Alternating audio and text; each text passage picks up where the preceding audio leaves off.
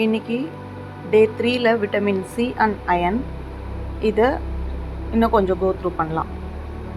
கருப்பு உளுந்து, எள்ளு, கொடமிளகா, முந்திரி இது எல்லாத்துலேயும் அயன் கண்டென்ட் கொஞ்சம் கூடுதலாக இருக்குது. இதெல்லாம் சாப்பிடும்போது நம்ம நேற்று சொன்ன மாதிரி எலுமிச்சப்பழம், ஆரஞ்சு, நெல்லிக்காய் இதெல்லாம் சேர்த்து எடுத்துக்கலாம். கருப்பு உளுந்தை நம்ம களியாக பண்ணி சாப்பிடுவோம், கஞ்சாவும் பண்ணி சாப்பிட்லாம். உடைச்ச கருப்பு உளுந்துக்கும் முழு கருப்பு உளுந்துக்கும் உள்ள பெரிய வித்தியாசம் ரெண்டுத்துக்கும் வேறுபட்ட அயன் கண்டென்ட். முந்திரி பருப்பை அதில் கொஞ்சம் கொஞ்சம் சேர்க்கும்போது அதில் இருக்க அயன் கண்டென்ட் நமக்கு கிடைக்கிது. பாதாம் பருப்பை கம்பேர் பண்ணும்போது முந்திரியில் தான் கொஞ்சம் கூட அயன் இருக்குன்றது தான். எள்ளு நம்ம ஜென்ரலாக எள்ளு பொடியாக சேர்த்துக்கலாம், எள்ளு சாதம் பண்ணலாம், எள்ளு துவையல் பண்ணலாம், எள்ளு உருண்டை பண்ணலாம்.